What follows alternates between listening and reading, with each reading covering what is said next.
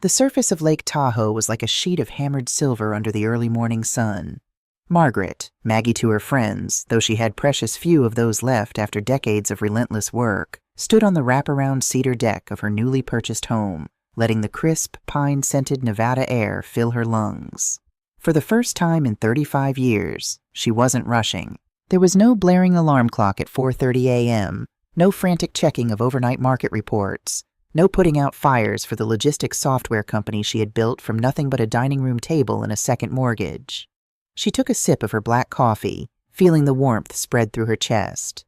The mug in her hands was a heavy, handmade ceramic piece she'd bought at a local artisan market just yesterday. It was a small, seemingly insignificant purchase, but to Maggie, it was a profound luxury.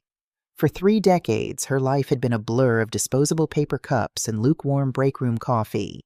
Now, at 62 years old, having just sold her company for a clean, undisputed $4 million, she finally owned her time. The house was everything she had dreamed of during those brutal, 18-hour workdays. It was a sprawling 4,000-square-foot sanctuary of glass, natural stone, and weathered wood, perched on a secluded inlet of the lake. The master suite upstairs featured floor-to-ceiling windows that made you feel as though you were floating directly over the water. She had spent exactly 2 nights in that magnificent king-sized bed, wrapped in Egyptian cotton sheets, listening to the gentle lapping of the waves.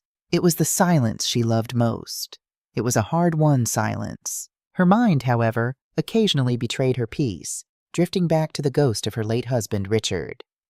Even now, 10 years after a sudden heart attack had taken him, his voice sometimes echoed in her head. Richard had been a man who believed a woman's ambition was a temporary, cute little hobby, right up until it threatened his ego.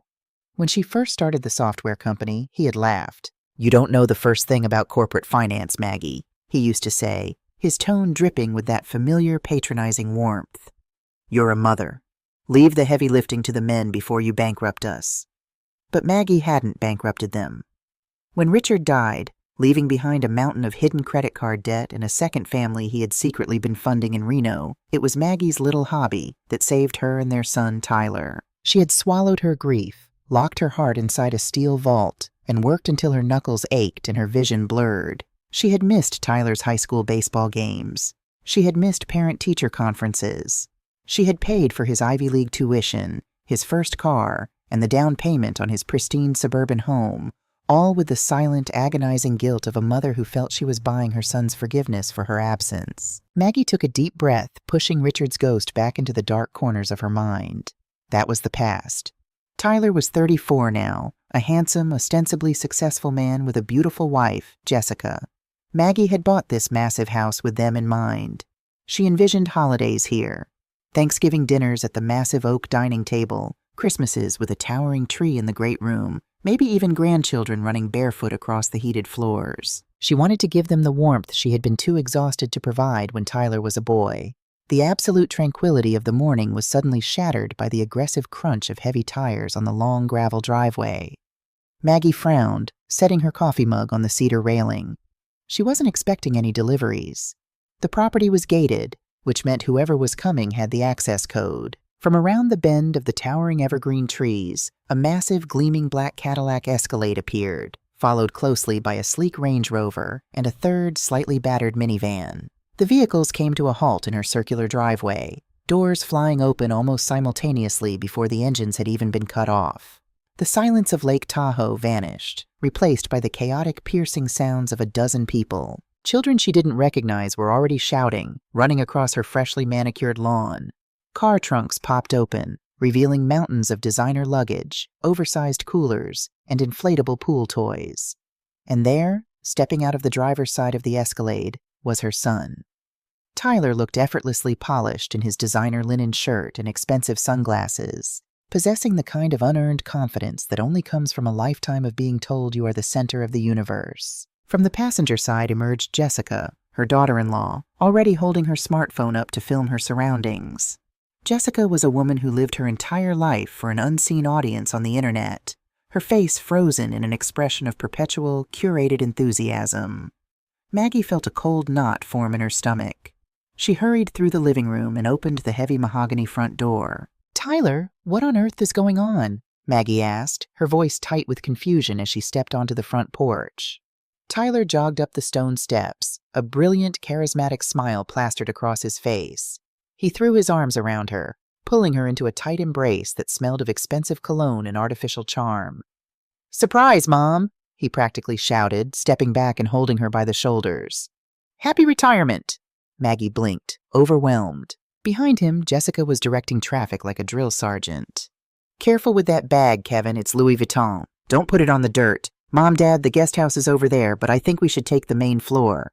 Jessica's parents, her brother Kevin, his loud chewing gum snapping girlfriend, and a chaotic assortment of nieces and nephews were swarming the property like locusts. "Tyler, sweetheart, I don't understand," Maggie stammered, her heart fluttering with a mix of anxiety and a desperate rising hope. "There are so many people. You didn't tell me you were coming." Tyler's smile softened into something that looked remarkably like genuine affection. He reached out and gently took her hands. "Mom, listen to me. I know we haven't been as close as we should be. I know how hard you worked your entire life. You sacrificed everything for me. When you told me you finally sold the company and bought this place, I felt terrible." Maggie felt a lump form in her throat. She stared up at her tall, handsome son, the boy she had broken her back to provide for. "Terrible? Why?" "Because you were out here all alone," Tyler said softly, his thumbs rubbing the arthritic joints of her hands. "You spent 30 years taking care of everyone else. I wanted to take care of you. Jessica and I called her whole family. We organized this massive surprise retirement vacation just for you. We're going to cook for you, clean for you, and celebrate the incredible woman you are. You deserve a house full of life, Mom, not an empty museum." The knot in Maggie's stomach instantly dissolved, replaced by a warm, overwhelming flood of emotion. Tears prickled at the corners of her eyes. "He sees it," she thought, a profound sense of relief washing over her. "He finally understands what I did for him." All the guilt she had carried for being a working mother, all the time she had worried that Tyler resented her, it all vanished in the warmth of his words. This was the payoff. This was the love she had been waiting for. "Oh, Tyler," she whispered, pulling him back into a hug, burying her face in his shoulder to hide her tears. That is so incredibly thoughtful. Thank you, honey." "Of course, Mom," Tyler murmured, patting her back. "We just want you to relax." In fact, he pulled back, giving her a slightly apologetic, boyish grin. "Jessica's parents are getting up there in years, and her dad has a bad knee. The stairs are going to be tough for him, and with the kids running around, we were hoping, just for this week, if you wouldn't mind taking the smaller guest suite down by the garage. We thought Jessica and I could take the master upstairs to keep an eye on the kids, and her parents could take the main floor bedrooms." Maggie hesitated. A tiny, rational voice in the back of her mind whispered that she had only slept in her beautiful master suite for 2 nights, that the guest room by the garage was dark, cramped, and smelled faintly of paint. But she looked at Tyler's hopeful face, and the emotional high of his earlier words completely drowned out her hesitation. A mother's love, she had long ago realized, was often just a series of willing concessions. You give up your body, your sleep, your peace, and eventually you give up your bedroom. But it felt worth it, because for the first time in his adult life, her son was here to celebrate her. "Of course, sweetheart," Maggie smiled, blinking away the last of her tears. "It's no problem at all. I'll pack up my things right now. You just tell everyone to make themselves at home." "You're the best, Mom!" Tyler kissed her cheek and immediately spun around, his voice booming across the driveway. "All right, guys, bring it all in. We've got the master suite upstairs." The rest of the day was a grueling endurance test disguised as a family gathering. Maggie found herself entirely displaced in her own home. The peaceful sanctuary she had curated was systematically dismantled. Jessica immediately rearranged the living room furniture to create a better vibe for her Instagram photos, shoving Maggie's expensive antique armchair into a corner to make room for a ring light. Jessica's mother, a loudly opinionated woman named Brenda, took over the kitchen, complaining relentlessly about Maggie's lack of organic, gluten-free pantry staples. "Margaret, dear, how do you live without a proper espresso machine?" Brenda hollered from the kitchen as Maggie hauled her own heavy suitcase down the stairs toward the garage. "And there's no almond milk. Tyler said you'd have the place fully stocked." "I'll go to the store later, Brenda," Maggie called back politely, her back aching from carrying the luggage. Nobody had offered to help her move her things. By 9 p.m., Maggie was exhausted. Her head throbbed from the constant screaming of the children and the blaring bass of the music Tyler had set up by the patio. She retreated to the small, windowless guest room near the garage. It was cold down here, far from the heated floors of the main house. She sat on the edge of the stiff mattress, rubbing her aching temples. Despite the chaos, she tried to cling to the warmth of Tyler's words from the morning. "He did this for me. He wants to celebrate me." She repeated it like a mantra, trying to force down the bubbling resentment that threatened to ruin her mood. She was just being a grumpy old woman, she told herself. She needed to learn how to share her space. It was nearly 2 a.m. when Maggie finally drifted into a fitful sleep, only to wake up an hour later with a parched throat. The house was finally dead silent. She slipped out of bed, pulling her thick cashmere robe tightly around her shoulders to ward off the chill of the lower level, and padded softly up the wooden stairs in her bare feet to get a glass of water from the kitchen. As she reached the top of the stairs, the moonlight spilling through the massive floor-to-ceiling windows illuminated the great room. She moved silently toward the kitchen island, careful not to wake anyone. That was when she heard it. A low, muffled voice coming from the outdoor patio. The sliding glass door was cracked open just an inch, allowing the cool night breeze and the sound of the conversation to drift inside. Maggie froze, her hand hovering over a water glass. It was Tyler. He was pacing on the deck, a cigar glowing faintly in the darkness, his phone pressed to his ear.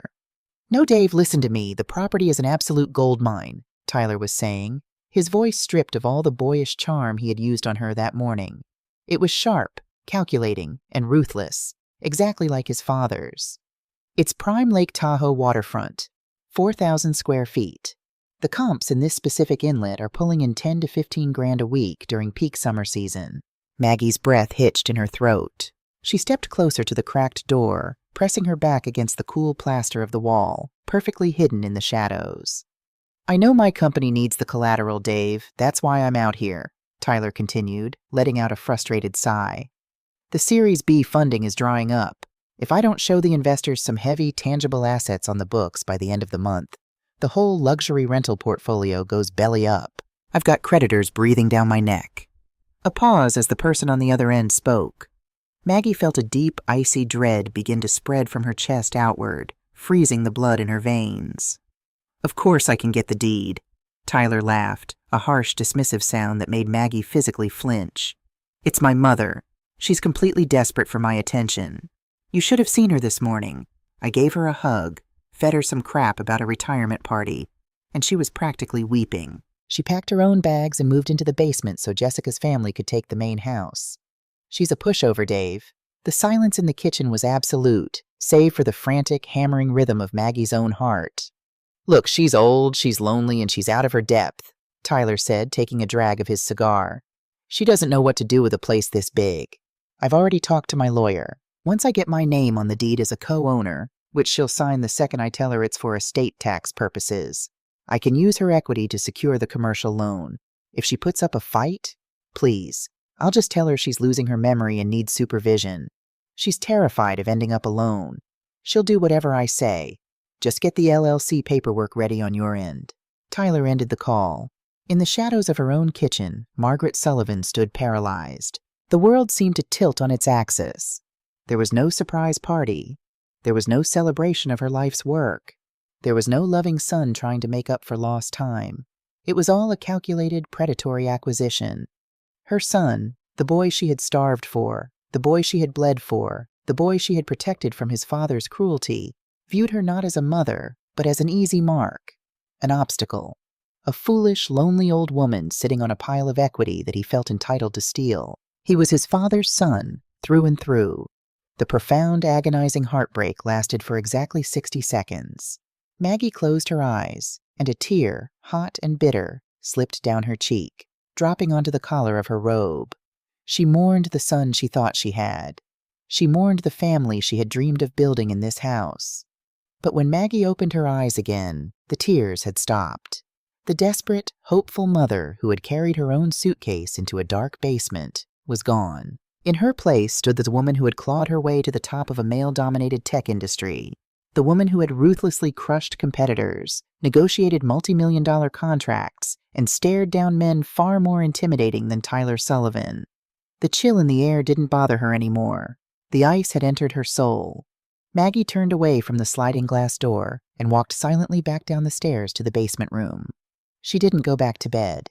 Instead, she flipped on the small desk lamp, pulled her encrypted business laptop from her leather briefcase, and opened it. The glow of the screen illuminated a face that was no longer soft and accommodating, but set in stone. If Tyler wanted to treat her like a business transaction, she was happy to oblige. And he was about to learn a very painful lesson. In the world of corporate warfare, Margaret Sullivan had never lost a hostile takeover. The glowing screen of the laptop was the only light in the cramped basement room. For 3 hours before dawn, Maggie didn't move, her fingers flying silently across the keyboard. She didn't need a private investigator yet. 30 years of conducting corporate due diligence had taught her exactly where to look for buried financial skeletons. By 6 a.m., the picture on her screen was crystal clear, and it was devastating. Tyler's company, luxury rental company, DES wasn't just struggling, it was in a financial death spiral. He had over-leveraged his initial seed money, taking out massive high-interest loans to acquire luxury properties that were currently sitting empty. His corporate accounts were bleeding cash, and his personal credit cards were maxed out. He was exactly 3 weeks away from defaulting on a commercial balloon payment. If he missed it, the banks would seize everything, including the pristine suburban home Maggie had helped him put the down payment on. He didn't just want her house for prestige. He was a desperate man backed into a corner, and like a drowning victim, he was perfectly willing to push his own mother underwater to keep himself afloat. Maggie closed the laptop with a soft, decisive click. She tucked it safely beneath the false bottom of her heavy leather briefcase. When she finally walked upstairs, the sun was fully up, and the nightmare of her new reality was in full swing. The great room looked as though it had been ransacked by a frat house. Wet towels were draped over her antique velvet sofa, ruining the upholstery. Empty beer bottles and half-eaten plates of pizza crusts littered the custom oak dining table. From the patio, the screeching laughter of Jessica's nieces and nephews pierced the morning air as they fired water guns at the floor-to-ceiling windows, leaving muddy streaks across the glass. In the center of the kitchen, Brenda, Jessica's mother, was furiously banging pots and pans. "Well, it's about time, Margaret," Brenda snapped without turning around, her voice grating like sandpaper. "The kids have been starving since 7, and I couldn't find your waffle maker. Do you seriously not own a Belgian waffle maker? Tyler said this kitchen was state-of-the-art." Maggie took a slow, deep breath, channeling the ironclad patience she used to reserve for hostile board meetings. She had to play the part. She had to be the tired, overwhelmed, slightly confused elderly woman Tyler believed her to be. "I'm sorry, Brenda," Maggie said, forcing her voice to sound smaller, more fragile than usual. "I haven't fully unpacked yet. I'll just make some toast."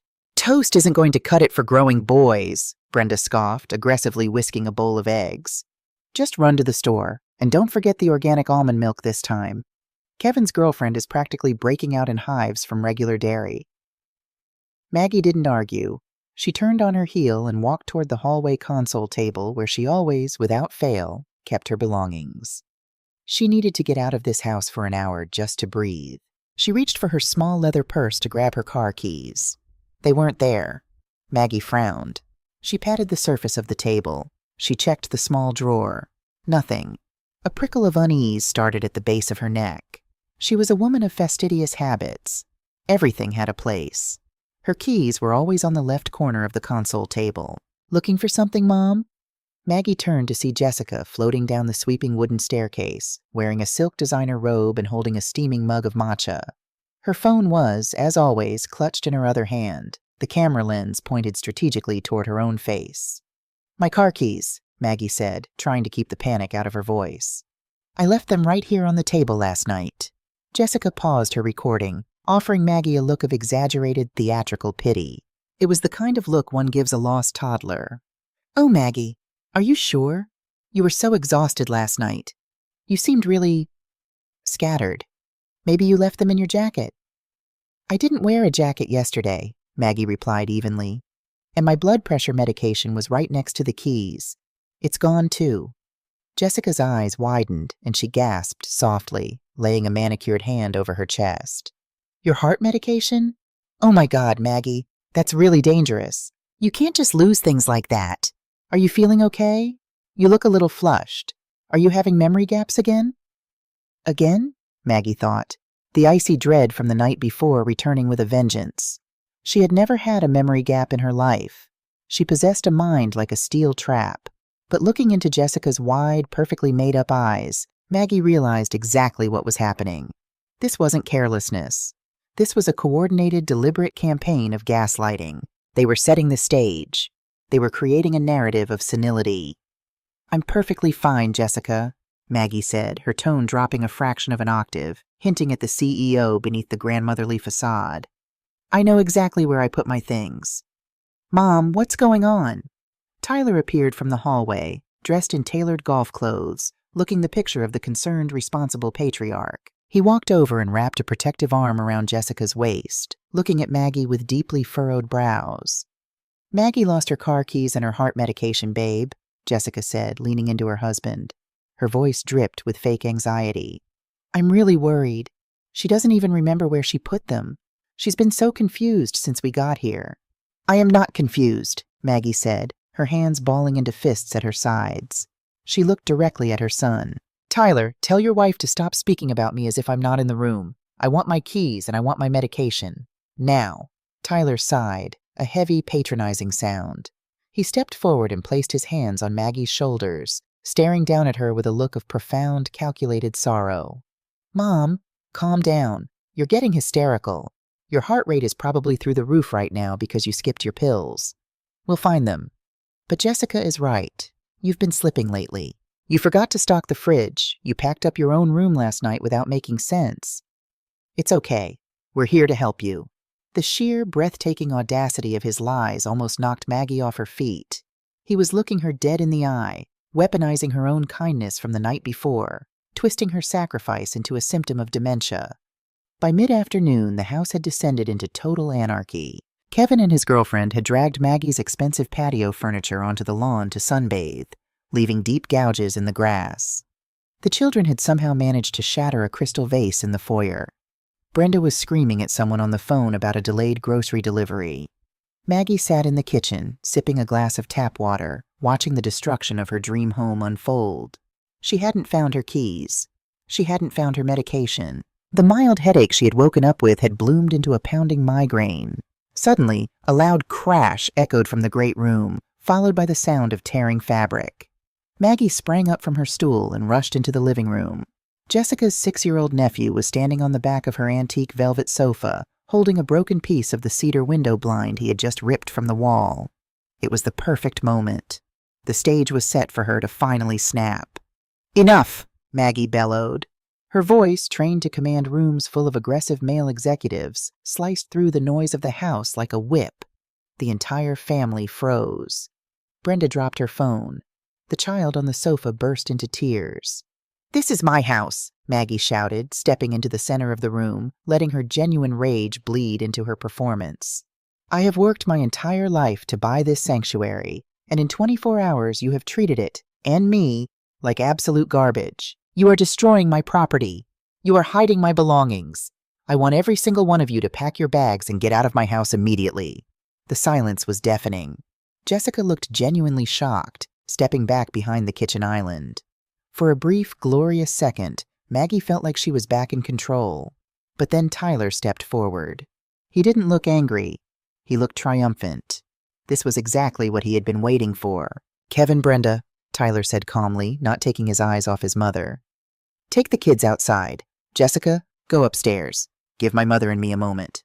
The family scurried out like frightened mice, leaving Maggie and Tyler alone in the trashed living room. The air between them was thick and suffocating.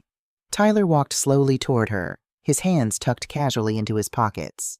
He stopped a few feet away, his expression hardening into something cold, clinical, and utterly ruthless. The charismatic son was gone. Richard Sullivan's ghost was standing in her living room. You really shouldn't have yelled like that, Mom, Tyler said, his voice a low, threatening murmur. It just proves what Jessica and I have been saying. You're emotionally unstable. You're paranoid. Accusing us of hiding your things? Screaming at children? It's classic early-onset dementia. Don't you dare play this game with me, Tyler, Maggie hissed, her chest heaving. I know what you're doing. I heard you on the phone last night. I know about your debt. I know you want my equity. but you will never get it. Now get out." Tyler didn't even flinch at being caught. Instead, a slow, terrifying smirk spread across his face. He reached inside his tailored blazer and pulled out a thick manila envelope, tossing it onto the ruined velvet sofa. "You're not kicking anyone out, Mom," Tyler said smoothly, "because you're not well. And as your only son, it's my legal and moral responsibility to step in when you can no longer care for yourself." Maggie stared at the envelope. "What is that?" "It's a general power of attorney, along with an advanced healthcare directive," Tyler explained, his voice entirely devoid of emotion. "It gives me full legal authority to manage your finances, your real estate, and your medical decisions. I had my lawyers draft it last week." Maggie let out a sharp, incredulous laugh. "You think I'm going to sign that? Are you out of your mind?" Tyler took a step closer, towering over her. The temperature in the room seemed to plummet. "Dad always said you were too emotional to handle big money," Tyler said softly, driving the knife directly into her deepest, oldest wound. "He told me before he died. He said, 'Tyler, your mother is a worker bee. She can build things, but she doesn't know how to protect them. She's weak. When the time comes, you have to take the reins or she'll lose it all.'" The words hit Maggie like physical blows. It was as if Richard had reached out from the grave and wrapped his hands around her throat. All those years of protecting Tyler from the truth about his father, the cheating, the debt, the verbal abuse, had backfired. Tyler idolized a monster, and now he had become one. "Your father was a coward and a thief," Maggie spat, tears of pure fury finally springing to her eyes. "I saved this family. I gave you everything." "And now you're losing your mind," Tyler countered smoothly, his voice rising in volume, performing for anyone who might be listening outside the windows. "You're hiding your own medication. You're losing your keys. You're hallucinating phone conversations. Mom, you are a danger to yourself." He picked up the envelope and pulled out the legal documents, slamming them down on the glass coffee table along with a silver pen. "Sign it," Tyler commanded. "No," Tyler sighed, rubbing the bridge of his nose as if he were the victim of an exhausting burden. "Mom, don't make me do this the hard way. If you don't sign this right now, I am going to pick up my phone and call Adult Protective Services. I will tell them you are off your medication, experiencing severe paranoia, and exhibiting violent outbursts around minors." Maggie's breath caught in her throat. She stared at him, horrified. "They will come out here," Tyler continued, his voice dropping to a vicious whisper. "They will evaluate you. And with Jessica, Brenda, and Kevin all serving as witnesses to your erratic behavior over the last 48 hours, they will place you under a mandatory 72-hour psychiatric hold. They will lock you in a ward, Mom, and while you're in there, a judge will grant me emergency conservatorship anyway. But if you do it that way, you'll never see the inside of this house again. I'll move you straight into an assisted living facility, a locked memory care unit." The threat hung in the air, heavy and suffocating. It was a flawlessly evil trap. He had the witnesses. He had the missing medication. He had the narrative. To the outside world, he was the loving son trying to protect his deteriorating mother. For the first time in 30 years, Maggie felt truly, deeply terrified. And then, the heartbreak finally overtook the anger. The dam broke. Maggie collapsed onto the edge of the sofa, burying her face in her hands. Deep, racking sobs tore through her chest. She wept for the boy she had raised, the boy who was now completely, irrevocably dead to her. She wept for the sacrifices she had made that had purchased nothing but her own destruction. "Please, Tyler," she sobbed, her voice muffled by her hands, trembling violently. "Please don't do this to me. I'm your mother. I love you." Tyler stood over her, his shadow falling across her trembling shoulders. He didn't reach out to comfort her. He didn't flinch. "Sign the papers, Mom. It's for your own good." Maggie kept her face hidden, letting her shoulders shake with theatrical devastation. The tears were real, but the surrender was not. Beneath the veil of her hands, her eyes were dry, wide open, and burning with the cold, calculating fire of a woman who had just been handed the exact weapon she needed to destroy her enemy. She let the silence stretch, letting him savor his victory, letting him believe he had completely broken her spirit. Finally, with shaking hands, she reached out and picked up the silver pen. She didn't read the document. She didn't need to. She knew exactly what it was. She pressed the pen to the signature line. Her legal name, the name on her birth certificate, her driver's license, the deed to the house, and all her corporate accounts, was Margaret Ann Sullivan. With a trembling, seemingly erratic hand, she scrawled a signature across the bottom line. Margaret Rose Sullivan. It was a flawless execution. The handwriting was hers, but the name was legally invalid for any document requiring identity verification against her Social Security number or existing banking profiles. To a bank teller, it was a fraud trigger. To Tyler, blinded by his own arrogance and greed, it was just a messy signature from a weeping, defeated old woman. She dropped the pen. It clattered against the glass table. Without looking at him, without saying another word, Maggie stood up. She kept her head bowed, her shoulders slumped in total defeat, and walked slowly, unsteadily toward the basement stairs. Behind her, she heard the crisp rustle of paper as Tyler snatched up the document. "Good choice, Mom," he called after her, his voice dripping with triumphant satisfaction. "I'll take care of everything from here." Maggie closed the basement door behind her, the click of the latch echoing in the stairwell. As she descended into the darkness of her cramped room, she wiped the last tear from her cheek. She sat down at her desk, opened her laptop, and pulled up her encrypted email server. Tyler thought he had won the war. He didn't realize he had just given her the formal declaration she needed to burn his entire world to the ground. The basement guest room was no longer a place of exile. It had become a war room. As soon as the heavy wooden door clicked shut, Maggie's posture straightened. The trembling in her hands vanished, replaced by the steady, absolute stillness of a predator waiting in the tall grass. She opened her encrypted email server and began typing.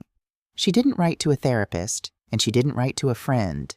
She wrote to Chloe Mitchell. Chloe was a 60-something corporate attorney who wore tailored Chanel suits like suits of armor. She was ruthless, brilliant, and possessed a deep personal hatred for men who underestimated women. She had overseen the sale of Maggie's company, tearing the buyer's legal team to shreds over the fine print. Maggie's email was brief, entirely devoid of emotion, and chillingly precise. "Chloe, Tyler is attempting a hostile takeover of my personal assets using a fraudulent power of attorney. He intends to use the Tahoe property to collateralize his failing business. I need you to draft an irrevocable trust immediately. Move the Tahoe deed, my liquid cash, and the investment portfolios into it by tomorrow morning. Name the law firm as the trustee. Lock it down. He cannot touch a single cent. Call me on the secure line at 8 a.m. She hit send. There was no hesitation.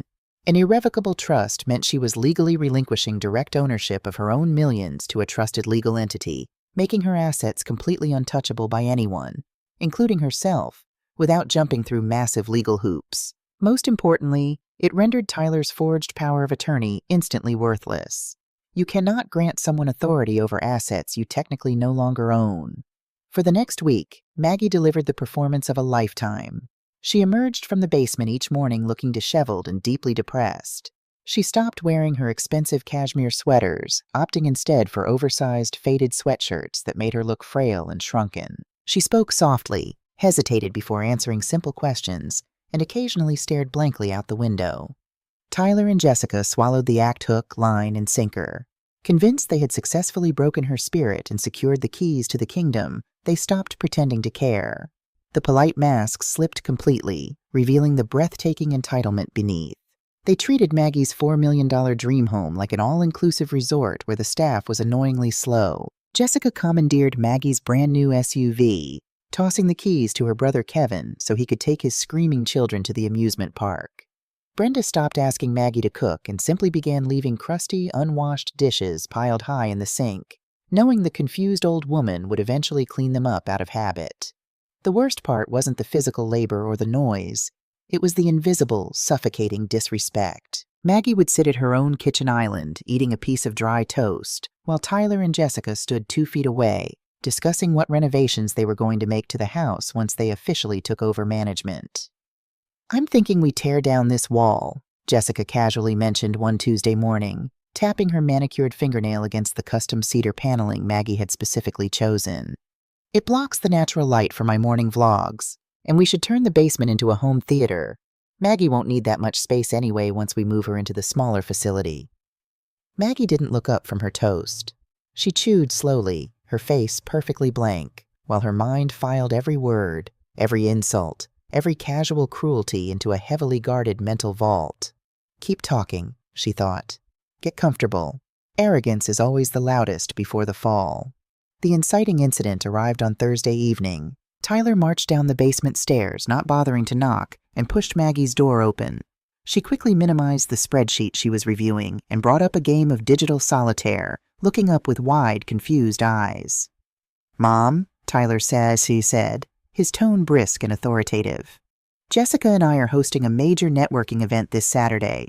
I've invited about 50 people, mostly angel investors, some local real estate developers, and a few minor celebrities Jessica knows. This is the push I need to secure my Series B funding." Maggie blinked, clutching the collar of her oversized sweater. 50 people? Here? Tyler, the house? "The house will be fine," he interrupted, waving a hand dismissively. "We've hired a cleaning crew for Sunday. Listen, I need you to make yourself scarce on Saturday night. These are high-level business people. They don't want to see my elderly mother shuffling around in her bathrobe looking confused. Stay in the basement. Read a book." The sheer, unfiltered disrespect of being banished to a basement in her own home, ordered to hide like a shameful family secret, made Maggie's blood run cold. But her expression remained perfectly pathetic. "Okay, Tyler, if you think it's best." "I do," he said, turning to leave before pausing in the doorway. He reached into his pocket and pulled out a crumpled $20 bill, tossing it onto her desk. "Oh, and tomorrow, take Jessica's minivan to that wholesale club in town. We need appetizers. Get the frozen meatballs, some of those cheap cheese cubes, and maybe some bulk potato chips. And get the cheap boxed wine. No one actually cares what they eat at these things as long as the alcohol is free. Just put it on your card if the 20 doesn't cover it." He didn't wait for an answer. He just walked away, leaving the $20 bill sitting on her keyboard like a physical insult. Serve frozen meatballs to 50 millionaire investors? Serve cheap boxed wine in a $4 million Lake Tahoe estate? Tyler wasn't just cruel. He was a terrible businessman. He was trying to project extreme wealth and success, but his desperate lack of actual funds was going to make him look like a cheap amateur. Maggie stared at the $20 bill.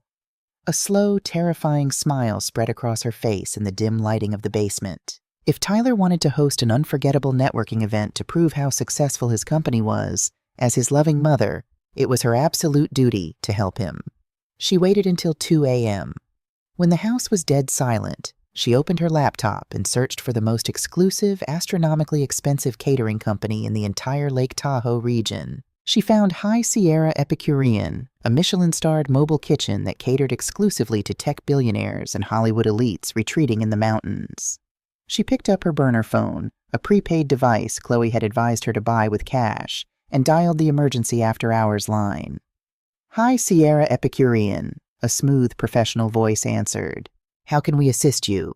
"My name is Margaret," Maggie said, her voice dropping the fragile old woman act and snapping back into the crisp, authoritative cadence of a CEO.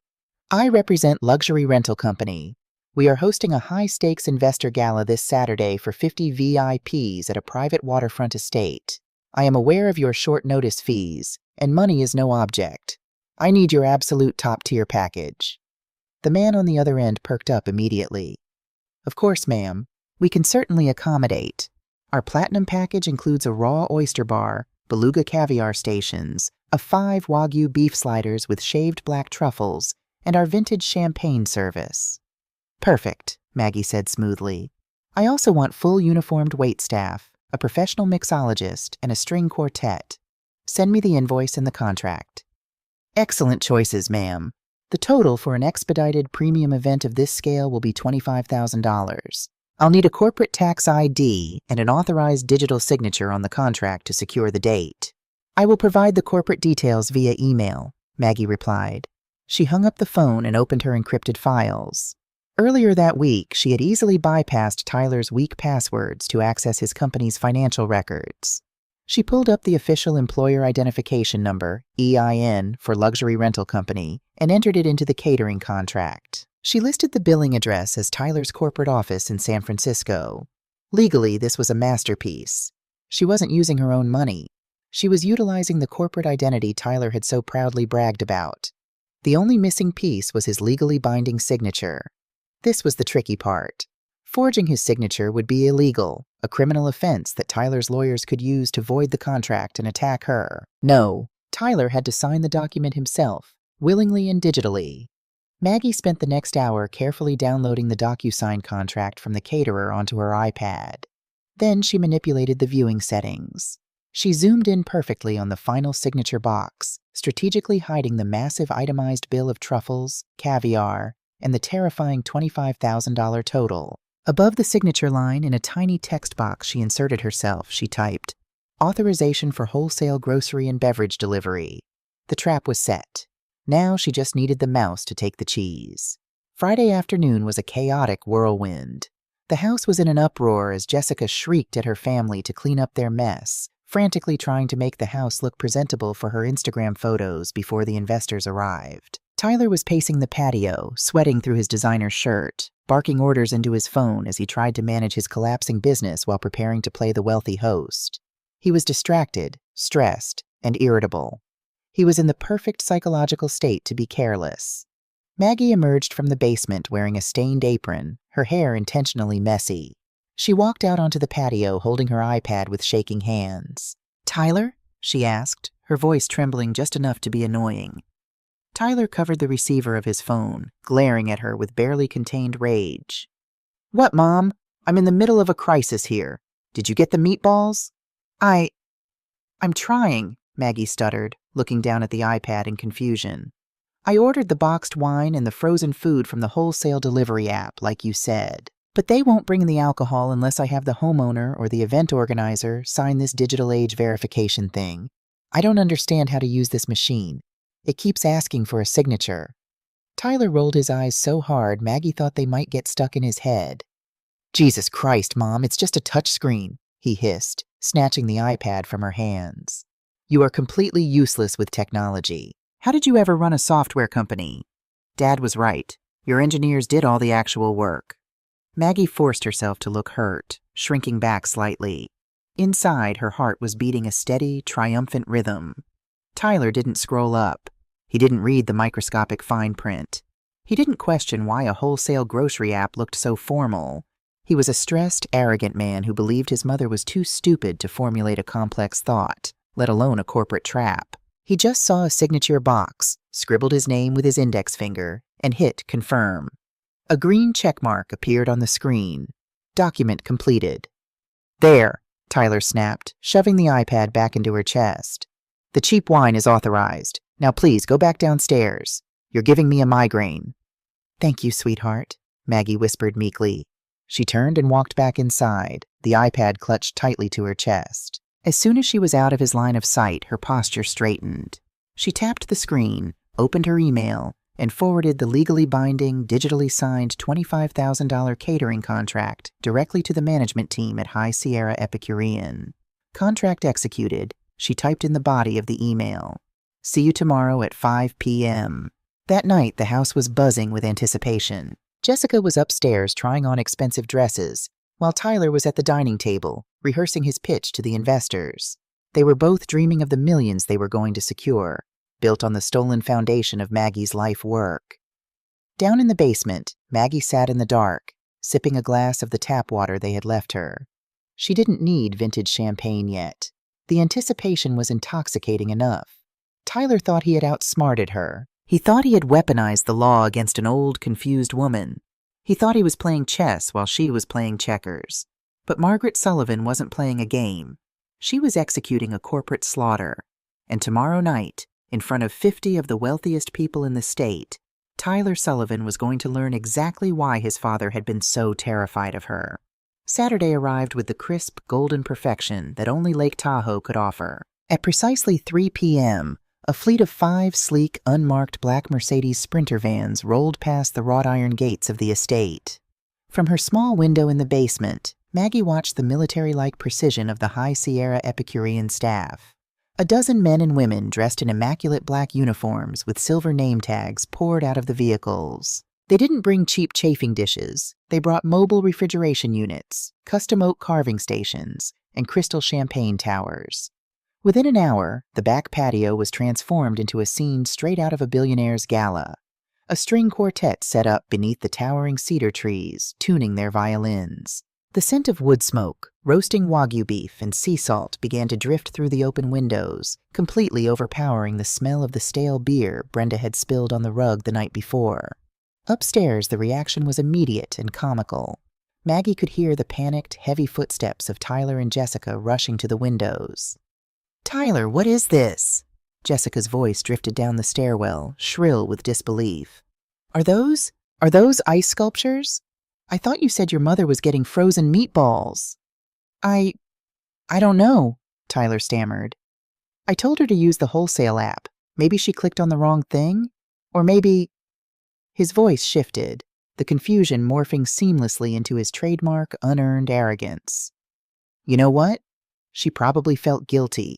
She knows she's been a burden all week. She probably drained her checking account to hire a local caterer to make it up to me. Honestly, it's the least she could do." "Well, it looks incredible for an apology," Jessica squealed, already posing for a selfie with the caterers in the background. "This is going to look amazing on my feed. The investors are going to be so impressed." Maggie closed her eyes, a dry, bitter laugh escaping her lips. She probably drained her checking account. He was so blindingly entitled, so completely detached from the reality of money, that he didn't even question how a confused old woman could orchestrate a Michelin star event from an iPad in an hour. He just accepted the luxury as his divine right. By 6 p.m., the estate was swarming with exactly the kind of people Tyler was desperate to impress. Men in tailored linen suits and women in understated designer silk mingled on the deck, sipping Dom Perignon from crystal flutes. True to his word, Tyler had ordered Maggie to stay out of sight. She sat in the dim light of the basement, listening to the muffled sounds of the string quartet playing Vivaldi and the clinking of glasses. Through the floorboards, she could hear Tyler holding court, his voice booming with artificial confidence. "Oh, the catering?" she heard him say to a group of venture capitalists, chuckling smoothly. "Just a little something my company put together. At Luxury Rental Company, we believe that if you're going to host, you spare absolutely no expense. It's all about the experience, gentlemen. And this property? Yes, it's a family asset. Prime equity. We're looking to leverage it to expand our portfolio across the West Coast." He was selling them a ghost. He was building his empire on the foundation of a house he didn't own, using food he couldn't afford, while the mother he was planning to lock in a psych ward sat quietly beneath his feet, holding the detonator. The party lasted until midnight. When the final black town car pulled out of the driveway, the catering staff packed up their equipment with the same silent, terrifying efficiency with which they had arrived. They left the kitchen spotless, taking everything but a single, thick, ivory envelope resting on the center of the marble island. Sunday morning broke with a heavy, suffocating silence. Maggie woke up early, dressed in her oversized, faded sweatshirt, and walked upstairs. The house smelled faintly of expensive cigars and truffles. Jessica's family was passed out in the various bedrooms, exhausted from pretending to be high society. Tyler was standing in the kitchen, still wearing his rumpled dress shirt from the night before. He was staring at the piece of paper in his hands.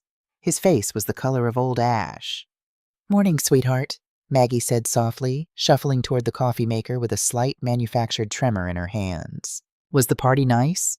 Tyler didn't look at her. His eyes were locked on the paper, his pupils dilated in pure panic. "Mom," he whispered, his voice cracking. What did you order yesterday?" "Just the appetizers you asked for," she said innocently, pouring a cup of water. "I used that machine you gave me. Did the people bring the cheese cubes?" Tyler's hands began to shake. He slammed the paper down on the marble island. It was the final invoice from High Sierra Epicurean. Total amount due, $25,450. Billed to Luxury Rental Company, corporate tax ID verified. Authorized signature, Tyler Sullivan. Terms, net 15 days. Immediate legal action upon default. $25,000, Tyler choked out, his chest heaving as if the air had been sucked from the room. "Mom, this is a $25,000 catering bill, and it's billed directly to my company. How did you do this?" "I didn't do anything, Tyler," Maggie said, shrinking back against the counter, playing the frightened victim flawlessly. "You were the one who signed the screen. You said I didn't know how to use technology. You grabbed it and signed it." Jessica, wearing a silk sleep mask pushed up into her messy hair, padded into the kitchen. "Babe, what's all the yelling? My head is killing me. We owe 25 grand, Tyler screamed, losing whatever scrap of composure he had left. He shoved the invoice toward his wife.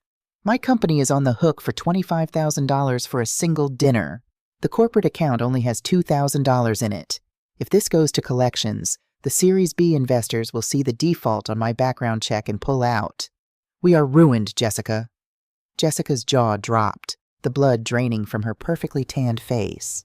Tyler, you said your mom paid for this. You said she was apologizing.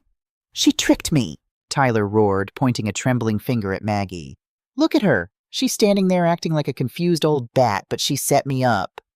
Tyler, please, you're scaring me, Maggie whimpered, pulling the oversized sleeves of her sweater over her hands. Shut up, he barked, his face contorted into something ugly and desperate. He began to pace the kitchen like a caged animal. Okay, think. The balloon payment on the house is due on Tuesday. The catering company will sue by Friday. I need cash. I need liquidity right now. His eyes darted around the room before locking onto the hallway console table, where the thick manila envelope containing the power of attorney still sat. The POA, Tyler muttered, his eyes lighting up with a manic, feverish desperation. I have the power of attorney. I have legal control of her assets. He lunged for the envelope, ripping it open to ensure the document was still there. He looked at Maggie, his lips curling into a cruel, triumphant sneer. You thought you were smart, Mom? Ordering a bunch of caviar on my dime? He laughed, a high, unstable sound. It doesn't matter. I have your signature right here. Tomorrow morning, the second the bank opens, I am walking in and taking out a $100,000 home equity line of credit against this house. I'll pay the caterer, I'll pay my corporate debt, and whatever is left, I'm using to put you in a memory care facility where you can't touch an iPad ever again. Tyler, no, please, Maggie begged, letting a single perfect tear slide down her cheek. That's my retirement. You can't. Watch me, he spat. He stormed past her, grabbed his keys, and slammed the front door so hard the glass panes rattled. The moment the door shut, Maggie's tears stopped instantly. She reached up, wiped her cheek with the back of her hand, and calmly poured her hot water over a high-grade matcha tea bag. Monday morning was a lesson in the brutal, unyielding reality of corporate law. Maggie was sitting on the back deck, dressed no longer in her faded sweatshirt, but in a tailored charcoal gray St. John knit suit. Her hair was perfectly styled. She wore her vintage Cartier watch, a gift she had bought herself the day she made her first million. She looked like exactly what she was, a highly successful, terrifyingly competent CEO. At 10:15 a.m., the tires of Tyler's Escalade screeched on the gravel driveway. The car door didn't just open, it was kicked open. Tyler stormed around the side of the house, his tie ripped loose, his face purple with absolute, unadulterated rage. He looked like a man who had just stepped on a landmine and was waiting for the smoke to clear. What did you do? He screamed, his voice cracking, echoing across the tranquil waters of the lake. Jessica and Brenda, who had been lounging in the sunroom, rushed out onto the deck, sensing the explosion. Maggie took a slow, elegant sip of her matcha. She didn't stand up. She didn't shrink away. She simply looked at him over the rim of her cup, her eyes chips of Arctic ice. I assume your meeting at the bank did not go well, Tyler? She asked, her voice calm, resonant, and dripping with authority. Margaret Rose Sullivan? Tyler bellowed, waving the power of attorney document in the air like a madman. The bank manager practically laughed me out of his office. He said this signature is legally invalid because it doesn't match any of your state or federal identification. You forged your own name on a legal document. I did no such thing, Maggie replied smoothly, setting her cup down.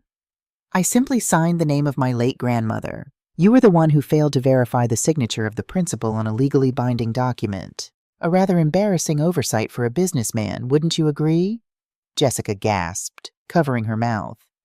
Maggie, you were faking it? The memory loss? The confusion? Maggie turned her piercing gaze to her daughter-in-law. Jessica, the only thing I've lost this week is my patience for your appalling lack of manners. It doesn't matter, Tyler shouted, spit flying from his lips. He was completely unhinged now, terrified and cornered. The POA was just a shortcut. I'm your only heir. I'll call my lawyer right now. I'll file an emergency injunction to freeze your accounts pending a psychiatric evaluation. You can't hide your money from me. My money? Maggie raised an eyebrow, a cold, predatory smile finally gracing her lips. Tyler, I don't have any money, and I certainly don't own this house. Tyler froze. The frantic energy drained out of him, replaced by a profound, sickening confusion. What are you talking about? I looked up the county records last month. You bought this house for $4 million cash. I did. Maggie nodded. But as of last Wednesday, right around the time I heard you on the patio discussing how easy it would be to institutionalize me and steal my equity, I transferred the deed of this house, along with my entire investment portfolio and all my liquid assets, into an irrevocable trust. The silence on the deck was absolute. Even the wind seemed to stop blowing. A trust? Tyler whispered, the blood completely leaving his face. The Margaret A. Sullivan Legacy Trust, to be exact, Maggie clarified, her tone conversational but lethal. It is managed by a board of 5 independent corporate attorneys in San Francisco. I am merely a beneficiary with a right of residency. I cannot sell the house. I cannot borrow against it. And most importantly, Tyler, nobody else can either. You cannot attach a lien to it. You cannot use it for collateral. And if you try to sue me for it, you will be suing a billion-dollar law firm that specializes in destroying predatory creditors. Tyler staggered backward, actually hitting the cedar railing of the deck. His knees seemed to buckle. An irrevocable trust was a financial fortress. It was impenetrable. His entire plan, the fake retirement party, the gaslighting, the networking event, had all been for absolutely nothing. He was $25,000 in debt to a Michelin star caterer. His company was days away from default, and the gold mine he thought he was sitting on was completely out of reach. You, Tyler gasped, clutching his chest. You planned this. You let me order the food. You let me sign that iPad. I let you hang yourself with your own rope, Maggie corrected him, her voice hardening to steel. You came into my home under the guise of love, intending to declare me legally incompetent so you could pick my bones clean. You are your father's son, Tyler. Greedy, arrogant, and fundamentally cruel. But unlike your father, you made the fatal mistake of underestimating me. You're a monster, Tyler whispered, tears of sheer panic welling in his eyes. No, Maggie stood up, smoothing the skirt of her tailored suit. She stood at her full height, radiating the power of a woman who had survived the worst the world had to offer. I am a mother who finally woke up. I spent my entire life working to give you the world, and you rewarded my sacrifice by trying to lock me in a cage. We are done. Tyler's face contorted into a mask of pure, unfiltered hatred. The panic vanished, replaced by a desperate, vindictive rage. You think you won? He snarled, pulling his cell phone from his pocket with shaking hands. You think you can just embarrass me and cut me off? I have witnesses. Jessica, Brenda, Kevin, they all saw you acting crazy this week. They saw you lose your meds. I am calling Adult Protective Services and the police right now. I'll tell them you're having a manic episode and you're a danger to yourself. He dialed the numbers frantically, putting the phone to his ear. Hello? Yes. I need emergency psychiatric assistance at the Sullivan estate. My mother is having a severe break from reality. Yes, she's hostile. Please hurry. He hung up, breathing heavily, staring at her with wild, bloodshot eyes. They're coming. They're going to put you in a straitjacket, you miserable old witch. Maggie didn't flinch. She didn't beg. She simply reached down to the glass table, picked up a thick, sleek black leather binder, and held it in her hands. Let them come, Maggie said, her voice a terrifying whisper of absolute calm. 20 minutes later, a county sheriff's cruiser and a plain white sedan bearing the county seal pulled into the driveway. A uniformed officer and an exhausted-looking social worker carrying a clipboard hurried up the front steps. Tyler ran to meet them at the door, playing the role of the distraught son with Oscar-worthy desperation. Officers, thank God. She's on the back deck. She's been hallucinating, talking about conspiracies, hiding her own heart medication. She needs to be taken to a hospital immediately. The social worker, a middle-aged woman named Sarah, approached the back deck cautiously, the officer right behind her. They expected to find a raving, disheveled elderly woman in a state of crisis. Instead, they found Margaret Sullivan sitting elegantly at her patio table, sipping tea in a designer suit, looking more put together than anyone else in the house. Mrs. Sullivan? The social worker asked, clearly confused by the stark contrast between the frantic 911 call and the serene reality. My name is Sarah. Your son called us. He has some severe concerns about your cognitive health and your safety." "I imagine he does." Maggie smiled warmly, gesturing to the empty chairs at the table. "Please sit down, Sarah, officer. I'm so sorry my son dragged you all the way out here on a Monday morning. I assure you, I am in perfect health." "She's lying," Tyler yelled, pacing behind the officer. "Ask her about her heart medication. She lost it 3 days ago and has been off the walls ever since." Maggie calmly opened the black leather binder. She slid a crisp, heavily stamped document across the table toward the social worker. "That is a comprehensive neurological and psychiatric evaluation," Maggie said clearly. "Conducted this past Friday morning by Dr. Eris Thorne, the chief of neurology at Tahoe Forest Hospital. As you can read, I scored in the 99th percentile for cognitive function. I have 0 markers for dementia, Alzheimer's, or any mood disorders." Tyler stared at the paper, his mouth opening and closing like a fish out of water. "Friday? You were in the basement all day Friday."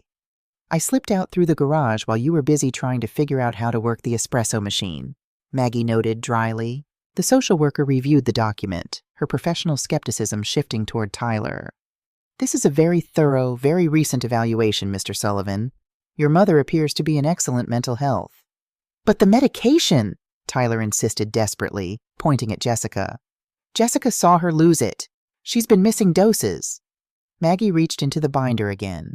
She pulled out a small, black USB drive and placed it gently on the glass table. "I didn't lose my medication, officer," Maggie said, her voice dropping the warmth and turning deadly serious. "When I purchased this estate, I had a state-of-the-art security system installed. It includes hidden, motion-activated cameras in the main living areas." Jessica let out a sharp, choked gasp, stumbling backward until she hit the exterior wall of the house. "On that drive," Maggie continued, locking eyes with her terrified daughter-in-law, "is crystal clear, 4K video footage of Jessica Sullivan taking my prescription blood pressure medication off the console table and throwing it into the kitchen trash compactor. There is also audio footage of my son, Tyler, attempting to extort me, threatening to place me in a locked psychiatric ward if I did not sign a fraudulent power of attorney giving him control of my assets." The officer's hand instinctively dropped to rest on his utility belt. He turned to look at Tyler, his expression hardening into law enforcement mode. "Sir, is this true?"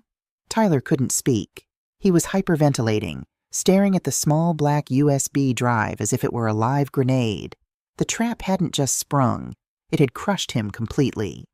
Before the officer could ask another question, the crunch of gravel announced the arrival of one final vehicle. A sleek silver Mercedes sedan pulled up alongside the police cruiser.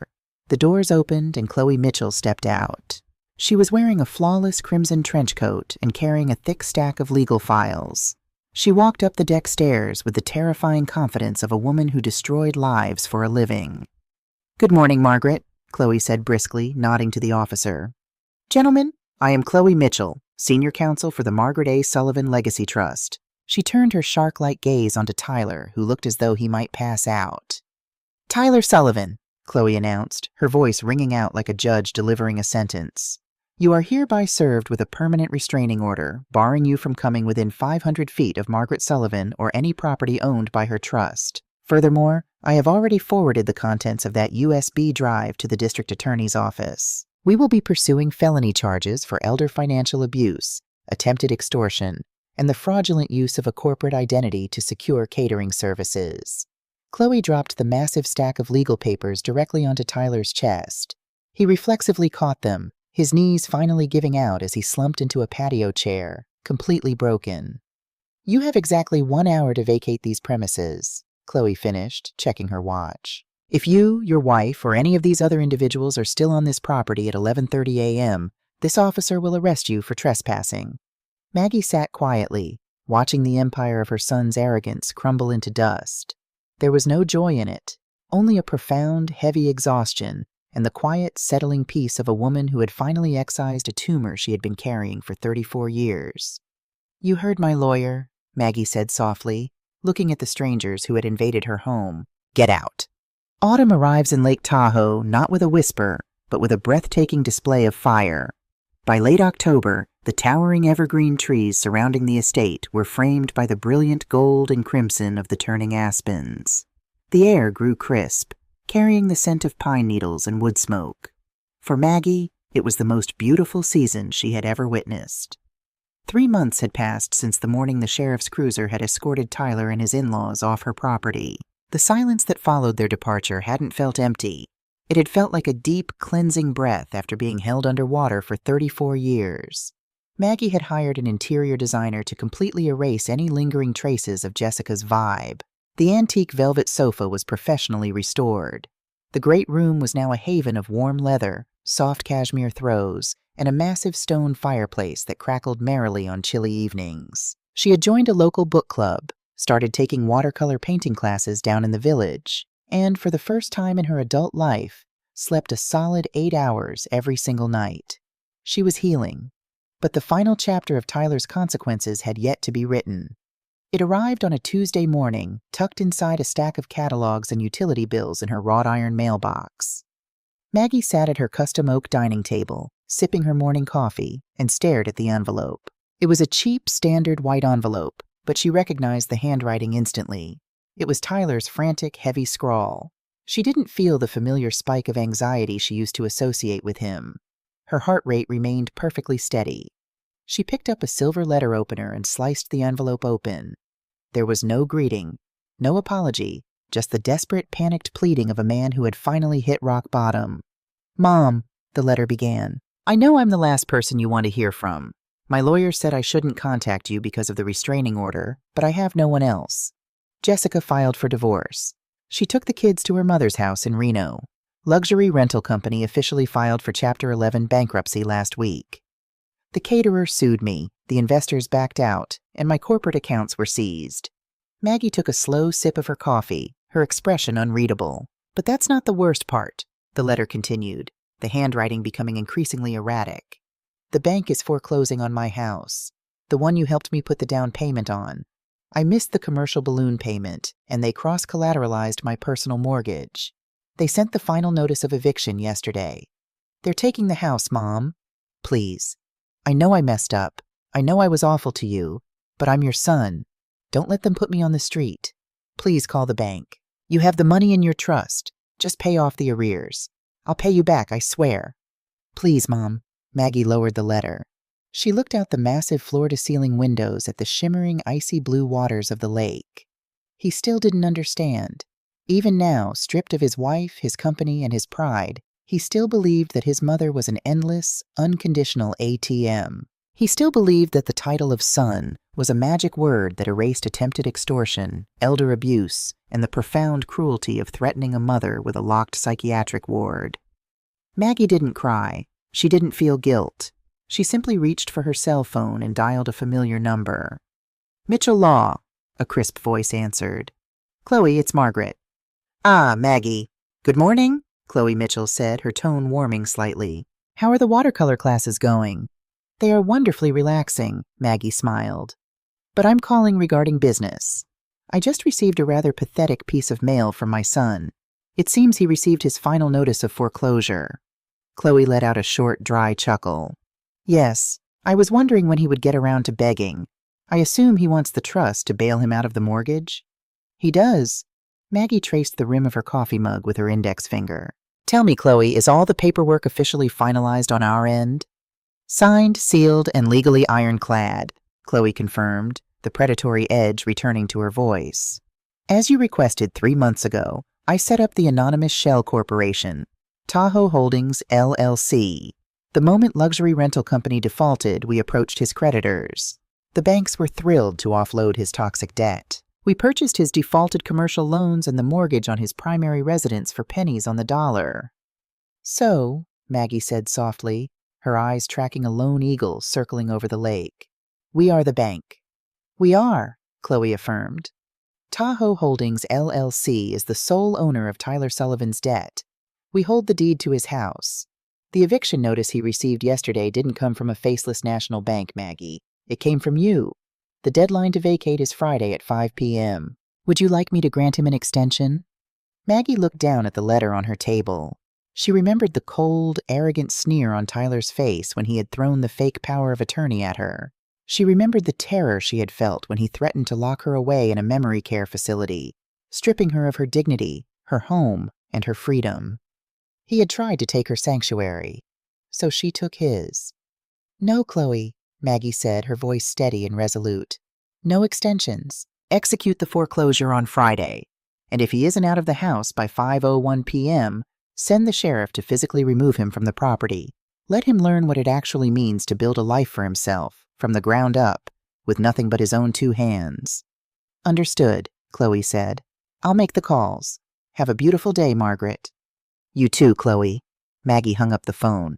She picked up Tyler's letter, walked over to the massive stone fireplace, and casually tossed the paper into the glowing embers. She watched for a moment as the edges curled, turned brown, and finally ignited, reducing his desperate manipulation to nothing but ash. Later that evening, Maggie stood on her wraparound deck, a glass of full-bodied Cabernet in her hand.